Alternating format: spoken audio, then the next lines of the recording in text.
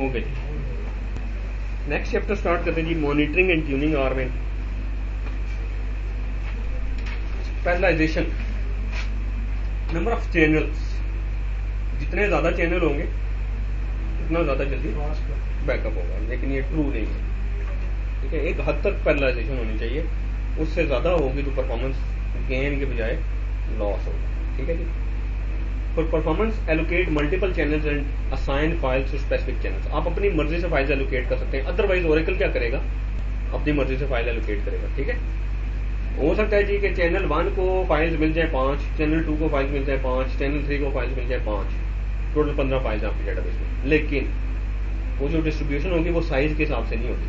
हो सकता है चैनल 1 के पास वो सारी फाइल्स आए जिनका साइज बड़ा है, चैनल 2 और 3 के पास कम फाइल्स। तो आप अपने हिसाब से बैलेंस करना चाहें चैनल्स को कि हर चैनल को इक्वल साइज का बैकअप जनरेट करना पड़े या ऑलमोस्ट इक्वल साइज का वो बैकअप जनरेट करें, तो आप अपनी मर्जी से फाइल्स एलोकेशंस कर सकते हैं। जैसे यहाँ पे देखें 3 चैनल्स को वो फाइल्स एलोकेट हो रही हैं, डिफरेंट तरह की फाइल्स, और वो आपके तीनों चैनल्स टेप के ऊपर जाके बैकअप राइट कर रहे हैं। अच्छा, जब एक चैनल बैकअप राइट करेगा तो ये क्या एक बैकअप सेट बनाएगा और एक बैकअप पीस बनाएगा उसके अंदर, ऐसा ही है ना कि ये तीनों चैनल मिलके एक ही सेट बनाएंगे, क्या होगा? तीनों चैनल मिलके एक सेट बनाएंगे, पीस होंगे। अच्छा, और बताएंगे, आप बताएं, ये तीनों चैनल एक सेट बनाएंगे या हर चैनल अपना अपना सेट बनाएंगे? आप बताएंगे।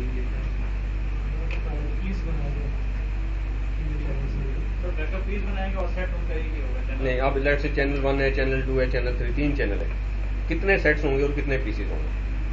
बाय डिफॉल्ट आपने कुछ भी नहीं बताया होगा कितने पीसेस होंगे, कितने सेट्स होंगे। हर चैनल एक सेट बनाएगा, चैनल 1 एक सेट बनाएगा, उस सेट का नंबर होगा, लेट्स से पहली दफा आप बैकअप ले रहे हैं आरएमएन से, तो सेट नंबर 1 होगा, उसमें पीस नंबर 1 होगा। दूसरा चैनल एक सेट बनाएगा, सेट नंबर 2 होगा, पीस नंबर 1 होगा। तीसरा चैनल एक सेट बनाएगा, सेट नंबर 3 होगा, पीस नंबर 1 होगा। हर चैनल एक सेट बनाएगा और ये 3 सेट मिलके आपका एक कंप्लीट बैकअप होगा। ठीक है, एक सेट में मल्टीपल पीसेस फिर इसमें बनेंगे। हाँ, और अगर आप पीस का साइज लिमिट कर देते, आप क्या कहते हैं, मैक्स पीस है backup database, max piece size equal to 2 GB। उस केस में एक चैनल एक बैकअप सेट बनाएगा, उसमें 2-2 GB के पीसेस बनाएगा। लेट्स से एक चैनल 10 GB बैकअप लेना है तो 5 पीसेस बनाएगा, वरना डिफॉल्ट में एक ही पीस बनेगा, एक सेट के अंदर एक पीस। और ये याद रखना है, एक चैनल एक सेट बनाता है, ना कि एक पीस। सर फिजिकली मसलन हमने 3 चैनल एलोकेट किए, तो फिजिकली तो उस हमारे बैकअप में कितनी फाइल बनी हुई होगी पीछे? 3 फाइल बनी, 3 फाइल, 4, 3 तो वो जो कि आपकी ये होंगी, चौथी आपकी कंट्रोल पर रेस्ट फाइल बनेगी। फिजिकली 4 फाइलें होंगी, वो हमें चारों लेंगे तो हमारे पूरा बैकअप। यस, चारों लेंगे और वो 3 जो फाइल्स होंगी 3 डिफरेंट सेट्स का पार्ट होंगी, और एक फाइल जो होगी वो एक डिफरेंट सेट का पार्ट होगी। ये चारों फाइलें डिफरेंट सेट्स का पार्ट होंगे बाय डिफॉल्ट। सर कंट्रोल का सेट डिफरेंट होता है। हाँ, सेट डिफरेंट होगा। वो बिल्कुल ही लगे। ठीक है जी, क्लियर है, इसको याद रखना है आपने। अच्छा, आप ट्रैक कैसे कर सकते हैं कि आरएमएन का सेशन रन हो रहा है, कितनी देर लेगा, कितना बैकअप ले चुका हुआ है, कितनी देर लेगा, कैसे कर सकते हैं? एस्टिमेटेड टाइम भी बताते हैं सर, एस्टिमेटेड बिल्कुल बताते हैं, बिल्कुल सब कुछ बताते हैं। आप आरएमएन को छोड़ दें, आप एक नॉर्मल सेशन, आपने क्यूरी चलाई हुई है, आपने अपडेट की स्टेटमेंट चलाई हुई है, आपने डिलीट की स्टेटमेंट चलाई हुई है, आपने इंसर्ट की स्टेटमेंट चलाई हुई है, वो आप उसका टाइम अप्रोक्सीमेट टाइम देखना चाहिए। 19-20 का फर्क होता है। अप्रोक्सीमेट टाइम देखना चाहिए कि इसको कितना काम करना है, इसने टोटल कितना काम हो गया और कितना रहता है। ठीक है जी, और कुछ बताएंगे? वीडियो से सेशन और कुछ बताएंगे? कहाँ से इन्फॉर्मेशन हो सकती है? सिक्वल एरिया में सिक्वल की भी होते हैं। क्यों जी, कहाँ से देखेंगे? अच्छा, $V सेशन जो है ना, उसमें ये इन्फॉर्मेशन होती है कि कौन सा यूजर लॉगिन है, कहाँ से लॉगिन है, कितनी देर से लॉगिन है, एक्टिव है या आइडल है, क्यूरी कौन सी चला रहा है। क्यूरी इसमें नहीं आती, क्यूरी का एड्रेस आता है, एसक्यूएल एड्रेस आता है, ठीक है, और उसकी हैश वैल्यू आती है। ठीक है, और बहुत सारी इन्फॉर्मेशन आती है उसकी, लेकिन ये नहीं आता कि कितनी देर लगेगी उसको क्यूरी चलाते हुए। और एक व्यू है, बहुत इंपॉर्टेंट व्यू है, उसका बहुत ज्यादा फास्ता रहेगा आप लोगों से, $V सेशन एंड उसको लॉन्ग ऑप्स। ये कब से है? ये तो ओरेकल 8.7 से है।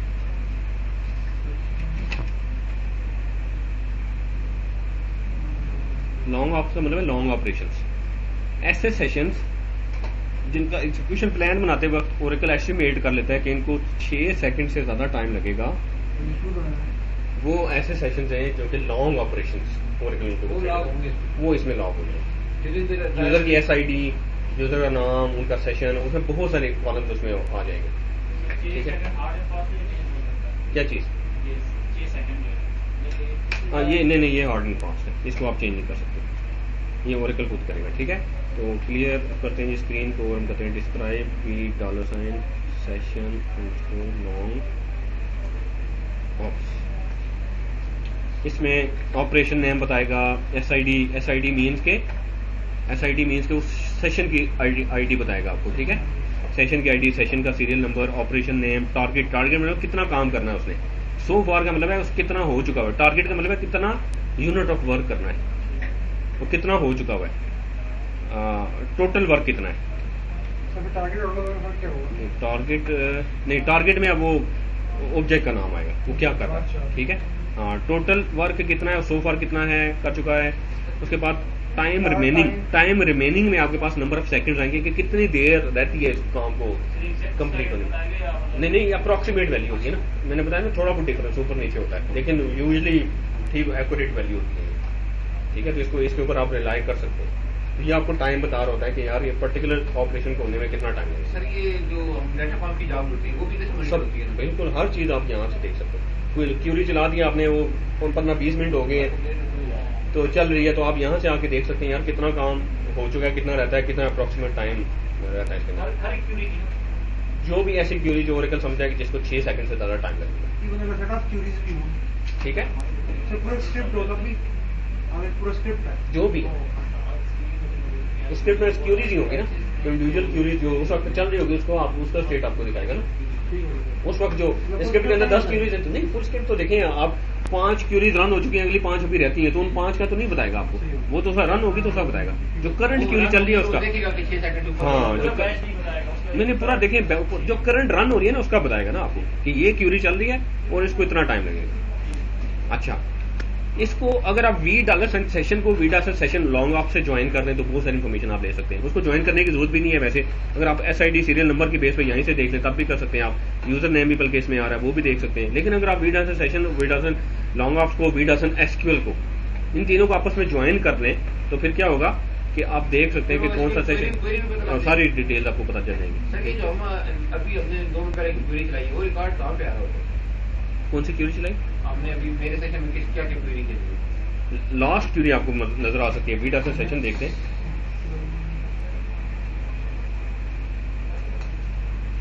इसमें देखिएगा, इसमें है जी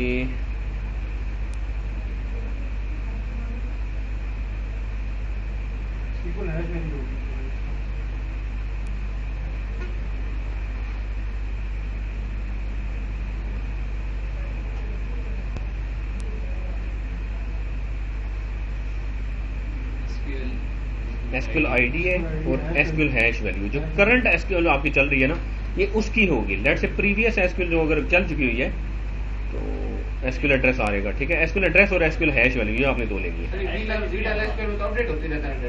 मैं बताता हूँ मैं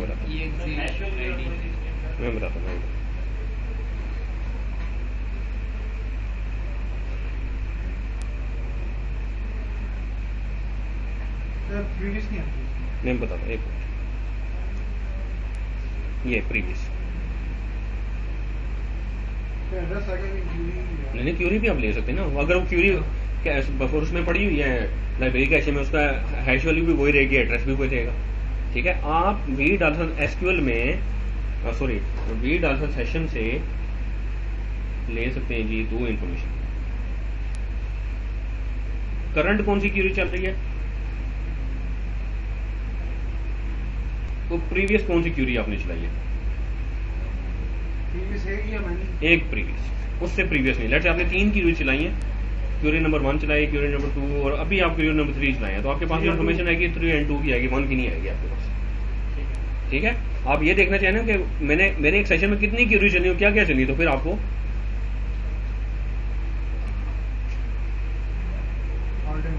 ऑडिटिंग की तरफ जाना पड़ेगा। ठीक है, यस, अगर ऑडिटिंग ऑन है या अगर आपको चाहिए कि यार मेरे सेशन में क्या क्या हुआ, कौन सी क्यूरी चली, तो ऑडिटिंग की तरफ जाना पड़ेगा। लेकिन अगर आप करंट 2 ऑपरेशंस देखना चाहते हैं तो वो फिर आप $, सेशन से देख सकते हैं। अच्छा, वी ट्रांसफर सेशन से जो कॉलम्स हैं, एक है जी SQL अंडरस्कोर एड्रेस,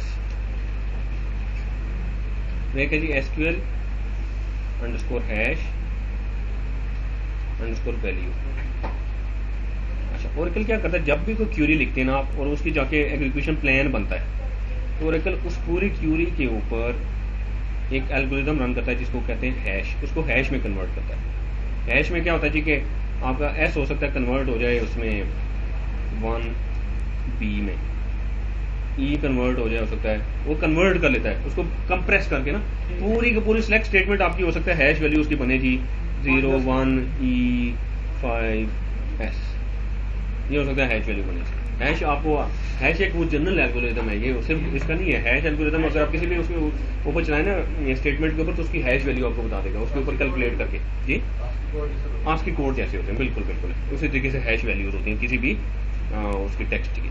तो हैश वैल्यू आपको जनरेट करके, तो फिर वो हैश वैल्यू से रिकॉग्नाइज करता है किसी स्टेटमेंट को कि वो लाइब्रेरी कैशे के अंदर पड़ी हुई है कि नहीं पड़ी हुई। पूरी क्यूरी ऐसे नहीं रखी जाती, उसकी हैश वैल्यू रखी जाती है उस तरीके से, ठीक है, और उसका एग्जीक्यूशन प्लान रखा जाता है। तो अगर आप वी ट्रांसफर सेशन के SQL एड्रेस को और हैश वैल्यू को वी ट्रांसफर SQL के एड्रेस के कॉलम से, मेरे हमें एड्रेस के नाम से कॉलम है ADDR या एड्रेस के नाम से होगा, दोनों को जोड़ना जरूरी है? हाँ ना करें तब भी ठीक है, लेकिन आप कर लें तब भी ठीक है, लेकिन बेहतर है कि दोनों से करें। एड्रेस और हैश वैल्यू से अगर आप ज्वाइन करें तो आपको क्यूरी बता देगा करंट क्यूरी कौन सी। अगर आप प्रीवियस देखना चाहते हैं तो प्रीवियस वी ट्रांसफर सेशन के प्रीवियस SQL एड्रेस और प्रीवियस SQL हैश वैल्यू को एड्रेस और हैश वैल्यू से ज्वाइन करें वी ट्रांसफर SQL के, आपको क्यूरीज मिल जाएगी। एक प्रीवियस सेकंड ना, उससे प्रीवियस नहीं जा सकते। हमने क्वेरी चलाई उन चल के रुक गई, अभी हम कुछ नहीं चला रहे, दोनों चला रही होंगी एक ही प्रीवियस, करंट में कुछ भी नहीं होगा ना, आप इनएक्टिव है, आप इनएक्टिव है ना, अगर एक्टिव है तो करंट में आपको डाटा नजर आएगा। क्लियर है ये? अच्छा, अब यहाँ पे देखेंगे, अब ये आपको क्लियर होना चाहिए। Query V transfer session and V transfer process to identify the relationship between server sessions and RMAN channels. अच्छा, वी ट्रांसफर प्रोसेस क्या है, आपका जो सर्वर प्रोसेस बनता है ना, आपको वी ट्रांसफर सेशन से वी ट्रांसफर प्रोसेस के साथ उसको लिंक करें तो आपका उस प्रोसेस का एड्रेस आपको बता देगा, फिर OS पे आप उस प्रोसेस को जाके आइडेंटिफाई करें, ठीक है। तो यहाँ पे देखें वो कर रहा है जी v transfer session v transfer process को ज्वाइन कर रहा है and client info like RMAN कर रहा है, ऐसे सारे प्रोसेस जिनमें आरमेन आ रहा है। अच्छा, वी ट्रांसफर सेशन और वी ट्रांसफर प्रोसेस आपस में ज्वाइन होंगे, प्रोसेस के अंदर एड्रेस का कॉलम होगा और सेशन के अंदर प्रोसेस एड्रेस का कॉलम पी एड्रेस का नाम से। एक सेशन के डिफरेंट प्रोसेसेस हो जाएंगे जो हम डिफरेंट चैनल लोकेट करते हैं। हाँ, सेशन एक ही होगा, उसका एड्रेसेस डिफरेंट हो गए, उसके प्रोसेस के एड्रेसेस डिफरेंट हो गए, सेशन आईडी मल्टीपल टाइम आ रही होगी। तो वी ट्रांसफर सेशन को वी ट्रांसफर प्रोसेस से ज्वाइन करें तो एक सेशन के अगेंस्ट कौन सा उस पर प्रोसेस चल रहा है, उस प्रोसेस की आईडी और बहुत सारी इन्फॉर्मेशन आपको दिखा देगा। तो ये अगर आप क्यूरी लिखेंगे और इसमें आप and client info like RMAN कर देते हैं, तो ऐसे सारे प्रोसेसेस जो आरमेन ने क्रिएट किए हुए हैं वो आपके सामने आ जाएंगे। आपने 4 चैनल अगर एलोकेट किए तो कितने प्रोसेसेस होंगे? 4 प्रोसेसेस होंगे। आपने 6 चैनल एलोकेट किए तो 6 प्रोसेस। क्लाइंट इन्फो सेशन में होगी ना, वीडियो सेशन होगा $, यस, हाँ, वीडियो सेशन में फिर कौन से क्लाइंट है, SQL प्लस से लॉगिन हुआ हुआ है, SQL डेवलपर से है, टोड से है, जावा से है या आरमेन से है, वो आपको उसमें ये बताएगा। और अगर आप ये देखना चाहें तो ये उसने कैलकुलेट करके सारा बताया हुआ है कि कितने % काम हो गया हुआ है और कितने % आपको इससे पता चल जाएगा ना। लेट से 61% हुआ है, 51% हुआ है, तो टोटल आपको काम अगर मिल जाए पता हो सो फॉर कितना हुआ है तो उसको परसेंटेज में कन्वर्ट किया जा सकता है ना। जैसे ये कर रहा है so for divided by total work multiply by 100 और उसको 2 पे राउंड कर रहा है, ये परसेंटेज उसके पास निकलेगा, ठीक है। क्लियर है? यस, हाँ यस,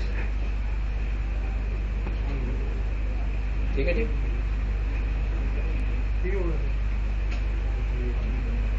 अच्छा जी, इंटरप्रेटिंग आरमेन मैसेज आउटपुट। आरमेन की जो आउटपुट आपको नजर आती है वो आपके आरमेन के प्रॉम्प्ट पे नजर आती है अगर आप इसको इंटरेक्टिव मोड में चला रहे हो। तो आप जैसे बैकअप ले तो चैनल एलोकेट करेगा, फाइल्स उसको डिस्ट्रीब्यूट करेगा, बैकअप लेगा, एक बैकअप सेट बनाएगा, बैकअप पीस बनाएगा, फिर उसका पीस की लोकेशन भी आपको बताएगा, यानी कि सारी चीजें आपको कमांड लाइन पे बता रहा होता है। आप ये भी कर सकते हैं कि आरमेन को इन्वोक करके ट्रेस फाइल का ऑप्शन दे दें। जैसे आप ये कर सकते हैं,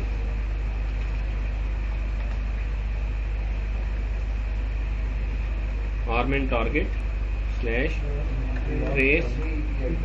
trace equal to slash U01 slash data slash font के नाम से armin.trc।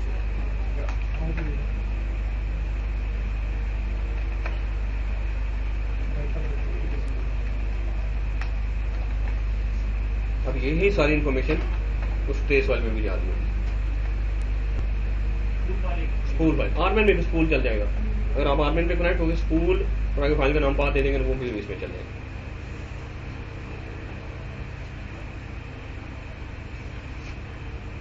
ठीक है जी। RMAN trace alert log file में उसकी एरर्स की इंफॉर्मेशन जाएगी। ठीक है।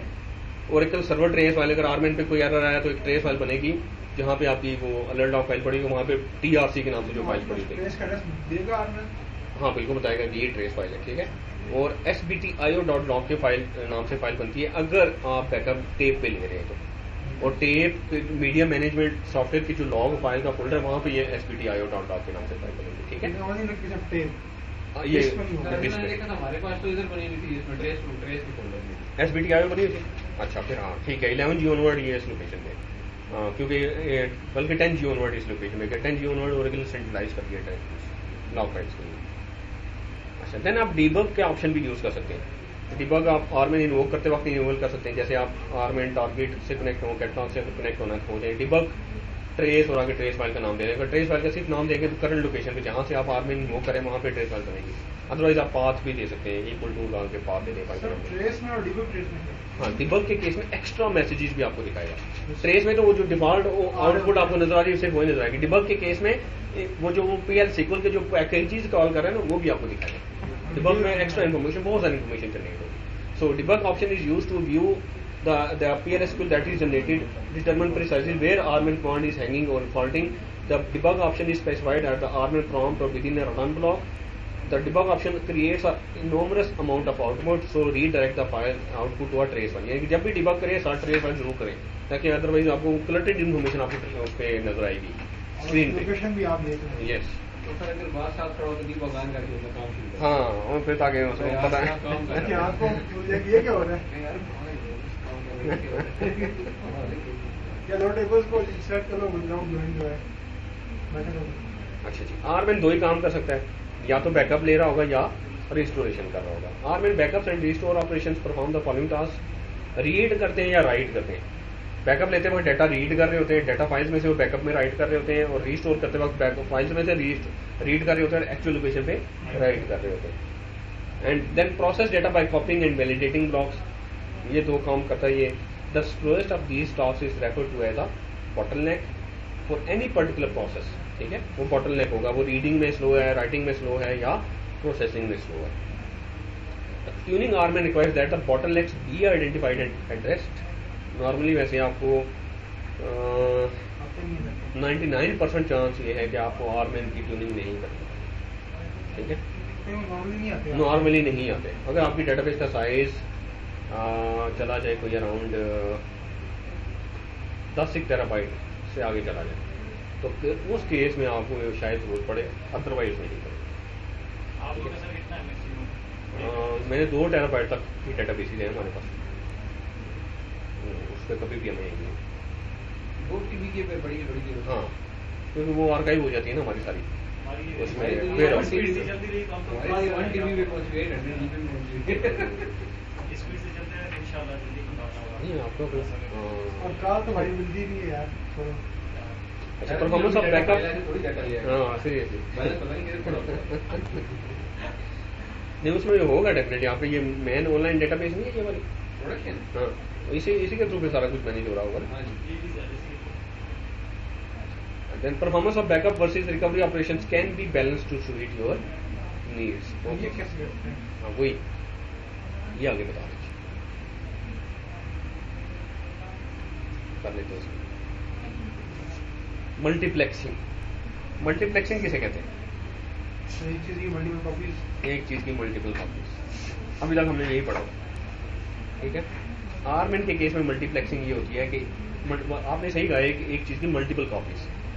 आर्मेन के केस में मल्टीप्लेक्सिंग ये है कि एक चैनल कितनी फाइल्स को बैकअप करता है, that is level of multiplexing. उसके बाद एक चैनल एक वक्त में कितनी डाटा फाइल्स का बैकअप ले रहा है, that is level of multiplexing. Let's say आपकी डेटाबेस में 15 डाटा फाइल्स हैं और आपने 3 चैनल एलोकेट किए हैं। तो लेवल ऑफ मल्टीप्लेक्सिंग क्या होगा 5 5 डेटा फाइल तीनों मिलेंगे, ठीक है ना। That is level of multiplexing. Multiplexing यही होती है ना कि कॉपीज करना फाइल्स की, तो ये 5 फाइल्स की एक वक्त में कॉपी करना, कठिन नहीं कर रहा होता बेशक कठिन ना कर रहा हूँ, लेकिन है तो मल्टीप्लेक्सिंग ही ना कि एक चैनल को 5 फाइल्स मिली हुई है, ठीक है। जब पीस एक ही बनेगा 5 फाइल और एक पीस डिपेंड करता है, सेट एक बनेगा, पीसीज डिफरेंट होगा, पीस साइज अगर आपने लिमिट नहीं किया हुआ अगर मेंशन नहीं करते नहीं तो फिर एक बनेगा। तो इसलिए अगर आप देख रहे हैं कि आपकी जैसे आपके केस में, तो उस केस में पीस बहुत बड़े बड़े बने होंगे आर्मेंट के, उस केस में पीस साइज आपको लाजमी लिमिट करना पड़ेगा। सर अगर नहीं करते क्या नुकसान रहता है? नुकसान फायदा ये है कि फिर एक बहुत बड़ा पीस फिर उसको वो अगर करप्ट हो गया तो सारा कुछ ही करप्ट हो गया आपका, ठीक है। तो बड़ा उसको मैनेज करना मुश्किल है। डाटा फाइल 90 GB की, उसमें से 60 GB यूज है, 60 GB का फिर उसका एक पीस बनेगा, उसका होगा 2 पीस बने तो हो जाएगी सर। हाँ वो मसला। अच्छा, और मैं ओरेकल आपको कहता है जी लेवल ऑफ मल्टीप्लेक्सिंग क्या होना चाहिए। अगर level of multiplexing less than equal to 4 हो, यानी कि एक चैनल को मैक्सिमम 4 फाइल्स मिले, और एक आरमैन करता क्या एक्चुअली 2 तरह के बफर्स एलोकेट करता है।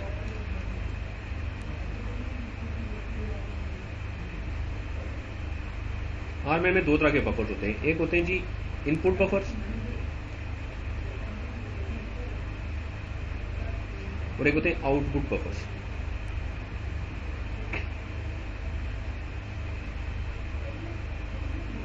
इनपुट बफर्स में क्या होता है, डाटा इनपुट होता है यहाँ पे, और फिर प्रोसेस होके आउटपुट बफर्स में आता है, और यहाँ से फिर डेस्टिनेशन पे जाता है।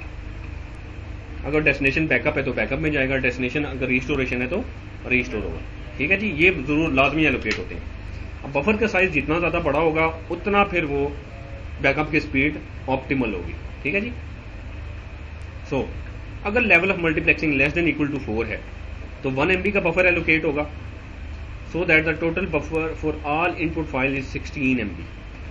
अगर 4 है तो हर डाटा फाइल के लिए 4 × 4 16 MB के बफर एलोकेट होंगे, ठीक है। हर फाइल के लिए 4 बफर 1 MB का, तो 4 फाइल के लिए 4 × 4 16 MB हो जाएगा। अगर लेवल ऑफ मल्टीप्लेक्सिंग आप 4 से ज्यादा कर देते हैं लेकिन 8 या उससे कम रखते हैं तो फिर बफर का साइज 512 MB हो जाएगा, बफर का साइज कम हो जाएगा, 512 KB स्टोरेज हो जाएगा, ठीक है। अगर आपके डेटाबेस में 24 डाटा फाइल्स में आप 3 चैनल एलोकेट करते हैं तो लेवल ऑफ मल्टीप्लेक्सिंग क्या होगा, 3 करते हैं 4 है ना, 3 मल्टीप्लाई 4 फाइल नहीं, आपके डेटाबेस में 24 डाटा फाइल्स हैं और आप 3 चैनल एलोकेट करते हैं, लेवल ऑफ मल्टीप्लेक्सिंग क्या होगा 8, ठीक है ना, 8 होगा ना। तो अगर आपका लेवल ऑफ मल्टीप्लेक्सिंग 8 या उससे लेस है तो आपका जो बफर का साइज होगा वो 512 किलोबाइट होगा दोनों बफर्स का। और अगर आपका बफर का अगर आपका लेवल ऑफ मल्टीप्लेक्सिंग 8 से ज्यादा है तो फिर आपका वो जो बफर का साइज होगा वो 128 किलोबाइट हो जाएगा, कम हो जाएगा। हाँ, जितना लेवल ऑफ मल्टीप्लेक्सिंग ज्यादा होगा उतना बफर का साइज श्रिंक होता जाएगा। नुकसान है, बफर का साइज कम होगा तो एक चंक में ज्यादा डाटा कम डाटा रीड होगा, ज्यादा आईओ करनी पड़ेगी उसको। सो लेवल ऑफ मल्टीप्लेक्सिंग जो है ना 8 से ज्यादा नहीं होना चाहिए, 8 चैनल तक एलोकेट करें, इससे ज्यादा चैनल एलोकेट नहीं करने चाहिए, ठीक है। अच्छा, एलोकेटिंग चैनल क्या करता है जी, वो डाटा फाइल्स अगर आपने एक चैनल को अब लेवल मल्टीप्लेक्सिंग अगर आपने कंट्रोल करना हो, आपने चैनल एक ही एलोकेट किया तो उस केस में लेवल मल्टीप्लेक्सिंग क्या होगा, जितनी फाइल्स होंगी 24 डाटा फाइल्स हैं तो लेवल ऑफ मल्टीप्लेक्सिंग क्या होगा 24। लेकिन आप चाहते हैं चैनल एक ही एलोकेट हो लेकिन लेवल ऑफ मल्टीप्लेक्सिंग आप कंट्रोल कर सकें, तो बैकअप डेटाबेस फाइल्स पर सेट का एक पैरामीटर है वो दे सकते हैं, या backup database max open files का पैरामीटर वो दे सकते हैं। फाइल्स पर सेट देंगे तो क्या होगा, सेट्स में उठाएगा। हाँ, फिर एक चैनल होगा वो 4 डाटा फाइल्स को आप बैकअप लेगा, एक सेट बनाएगा, फिर अगली 4 डाटा फाइल्स का बैकअप बनाएगा, एक और सेट बनाएगा, एंड सो ऑन। यानी कि उस केस में एक चैनल एक से ज्यादा सेट्स बना सकता है, कम्प्लेक्स है थोड़ा। एक ही सेट चला रहा होगा, मल्टीप्लेक्सिंग वही होगी। यस यस यस, ठीक है जी, क्लियर है कि नहीं। एक से ज्यादा सेट्स कब बनेंगे, मैं चाहता हूँ मल्टीपल चैनल है, जब मल्टीपल चैनल है, ठीक है जी। चैनल आपने C1 एलोकेट किया, C2 किया, 4 डाटा फाइल्स के पास है, 4 डाटा फाइल्स के पास है, तो ये एक सेट बनाएगा और एक पीस बनाएगा, ऐसा ही है ना, ये एक सेट बनाएगा और उसमें एक पीस बनाएगा, ठीक है जी। आपने एक ही चैनल एलोकेट किया और 8 डाटा फाइल्स हैं, कितने सेट्स बनेंगे, एक सेट और उसमें एक पीस। आप चाहते नहीं, ऐसा नहीं होना चाहिए, चैनल एक ही एलोकेट हो लेकिन पीस ज़्यादा, सेट्स भी ज़्यादा बने, पीस भी ज़्यादा बने। तो आपके पास 8 डाटा फाइल्स हैं, आपने चैनल S1 एलोकेट किया। साइज देंगे तो सेट तो एक ही रहेगा, पीस ज़्यादा बनेगा। हाँ, लेकिन अगर आप कहते हैं बैकअप डेटाबेस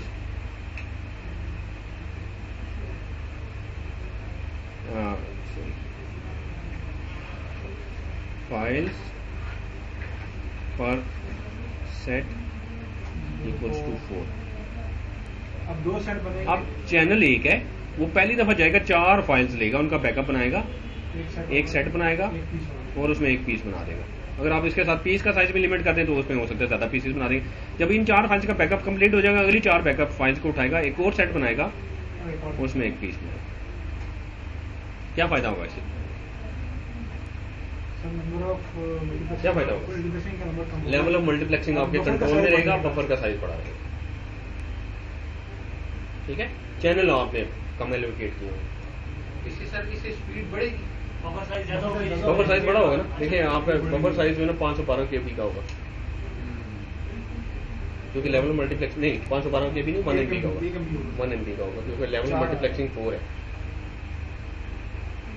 इसकी स्पीड बढ़ेगा। ना आपने जरूरत नहीं पड़ती आपको ये करने की। अगर आप 8 चैनल एलोकेट करें तो मोर देन इनफ है। ठीक है, समझ आ गया आपको?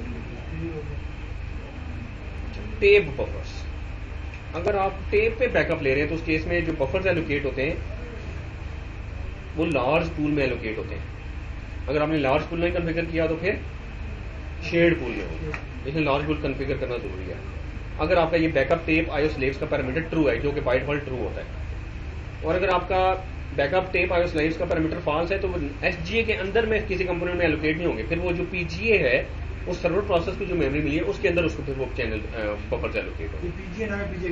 ये पीजे एग्रीगेट नहीं है, ये वो पीजे जो एक सर्वर प्रोसेस का पीजे है। ठीक है, तो बेहतर ऑप्शन क्या है कि आप लार्ज पूल के अंदर इसको रखें, सेंट्रलाइज्ड एरिया में रखें इसको। ठीक है, हाँ जी।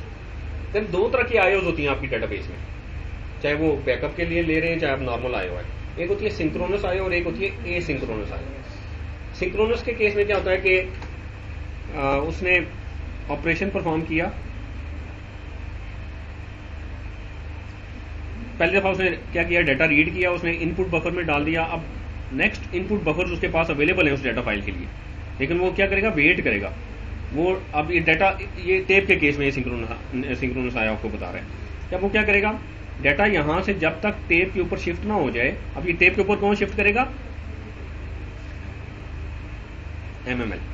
वो टेप के ऊपर जब तक शिफ्ट ना हो जाए, उसको कंफर्मेशन नहीं हो जाए, ये server process next data read करने नहीं जाएगा। देखिए वो क्या कर रहा है, पहली दफा डाटा रीड करके लाया, यहां पे जब डाटा शिफ्ट टेप पे चला गया, इसने कंफर्मेशन का मैसेज दिया, फिर उसने नेक्स्ट डाटा रीड किया मेमोरी में, पीजीए में या फिर उसमें लार्ज पूल में। ठीक है, अच्छा ये है जी एसिंक्रोनस आईओ। सर ये बफर तक कौन राइट करता है? सर्वर प्रोसेस, वो जो चैनल एलोकेट किया, और सर्वर के बफर से आगे जो राइट करता है वो आपका वो एमएमएल राइट करता है। ठीक है, ये सिंक्रोनस आएगा, ये सिंक्रोनस आएगा। ठीक है, पता चल रहा है कि जब तक वो राइट नहीं होगा। यस यस, लेकिन इस केस में इश्यू क्या है कि वेस्ट हो रहा है बहुत ज्यादा टाइम। इस टाइम वेस्ट हो रही है। देखे ना, स्लो है ना, वो वेट कर रहा है नेक्स्ट आया होगा। अगर वो डाटा रीड करके लाए तो बेहतर है ना। अगर एसिंक्रोनस आया होगी तो क्या होगा, वो डाटा रीड करके लाया एक बफर के अंदर, उसने वेट नहीं किया कि ये डाटा राइट हो, नेक्स्ट बफर के अंदर डाटा रीड किया, नेक्स्ट के अंदर साथ ही रीड कर रहा है। इस दौरान आपका टेप के ऊपर डाटा राइट हो रहा है, जो राइट हो रहा है वो वॉच हो रहा है बस। ठीक है, बढ़ सकता है आपका टेप बफर का, वो चैनल्स पे डिपेंड करता है ना, वो लेवल ऑफ मल्टीप्लेक्सिंग पे डिपेंड करता है। नंबर ऑफ बफर नहीं बढ़ सकते, स्लो राइट हो रहा है, नहीं ओवर राइट नहीं होगा ना, नहीं फास्ट राइट है आपका, हाँ। साइज बढ़ता जाएगा, नहीं साइज नहीं बढ़ेगा, इसका फिक्स्ड साइज होता है, साइज वो नहीं होता, ग्रो नहीं होता इसका। ठीक है जी, तो कौन सी आईओ बेहतर है? एसिंक्रोनस। परफॉर्मेंस आपकी बहुत बेहतर होगी। तो नॉर्मली आजकल जितने भी ओएस हैं वो एसिंक्रोनस आईओ को सपोर्ट करते हैं, ये ओएस की कैपेबिलिटी है ना कि आर्म की। ठीक है, asynchronous is the capability of your operating system. Yes definitely, tape streaming होनी चाहिए उसके अंदर एक स्पीड से। वो टेप जो है वो स्लो होती है, तो आपकी नहीं, आजकल जो टेप्स आ रही हैं आपकी वो टेप स्ट्रीमिंग टेप है, नहीं कि वो कंसिस्टेंट स्पीड के साथ चलती हैं। आजकल जो आ रही हैं आपके पास अल्ट्रियो 5, उसमें आपका अगर लेट से 500 GB का बैकअप है तो तकरीबन कोई 1 घंटे के अंदर 500 GB का बैकअप हो जाता है उसमें अल्ट्रियो 5 के अंदर, इतनी ज़्यादा स्पीड है। तो इससे हाई लेवल की स्पीड टेप है। ठीक है जी, यहीं तक रखते हैं, बाकी इंशाल्लाह नेक्स्ट टाइम करेंगे।